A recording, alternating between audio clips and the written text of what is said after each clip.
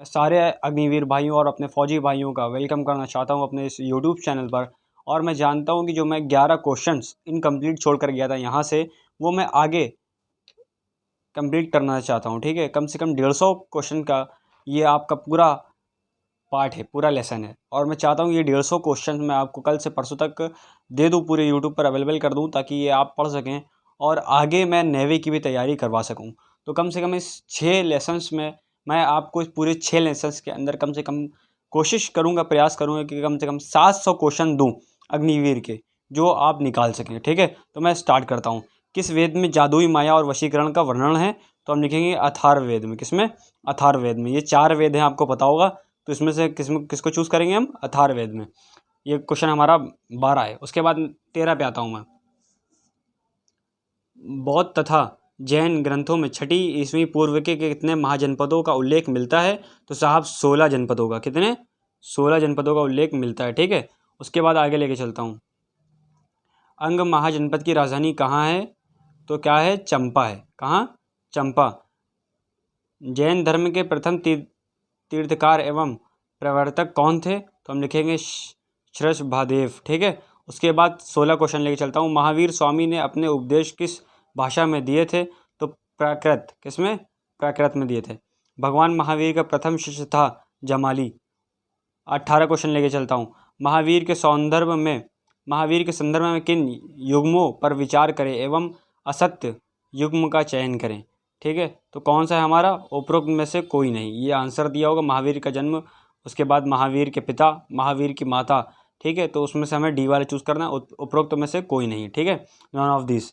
उसके बाद हम लेके चलेंगे, जैन धर्म की पहली संगीति सभा कहाँ हुई थी? तो पाटलिपुत्र में हुई थी। कहाँ? पाटलिपुत्र में। उसके बाद बुद्ध का जन्म कहाँ हुआ था? तो हम लिखेंगे लुम्बिनी में। कहाँ? लुम्बिनी में। उसके बाद 21 लेके चलता हूँ मैं आपको।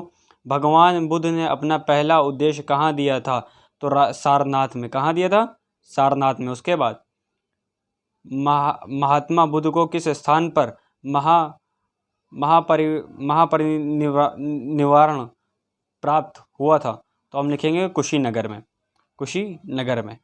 मैं उम्मीद करता हूँ कि वीडियो सही आ रही होगी, आपको स्क्रीन सही दिख रही होगी, क्योंकि मैं रूम में बना रहा हूँ ये वीडियो और लाइट ज़्यादा ना होने के कारण हो सकता है कि शायद आपको वीडियो क्वालिटी कम अच्छी दिखे। लेकिन मैं उम्मीद करता हूँ कि आपको मेरी वॉइस से, और मैं एक बार वीडियो चला दूँगा ताकि आपको पूरी दिख सके। ठीक है, उसके बाद है बौद्ध संगीतियों का 4 संरक्षण शासकों का सही क्रम क्या है? तो हम आंसर चुनेंगे अजातशत्रु, कालोशोक, अशोक, कनिष्क। ठीक है, ये डी वाला हम चुनेंगे। उसके बाद मैं आता हूँ 24 नंबर पर लेकर के आपको। ये देखिए, आर्यांक वंश का संस्थापक कौन था? तो बिशम्बरसार। कौन था? बिशम्बरसार। पाटलिपुत्र की स्थापना किस शासक ने की थी? तो उदयन ने की थी। निम्न में से कौन सिकंदर का समकालीन था? तो धनानंद था। कौन? धनानंद। उसके बाद चाणक्य प्रधानमंत्री थे किसके? चंद्रगुप्त मौर्य के। अशोक के अभिलेख और ब्राह्मी लिपि को सर्वप्रथम किसके द्वारा पढ़ा गया? तो किसके द्वारा? James Prinsep. उसके बाद अशोक ने किस बौद्ध संत से प्रभावित होकर बौद्ध धर्म को अपनाया था? तो उपगुप्त। कौन? किससे? उपगुप्त से प्रभावित होकर इन्होंने बौद्ध धर्म अपनाया था। मौर्य वंश के बाद किस शासक वंश का उदय हुआ था?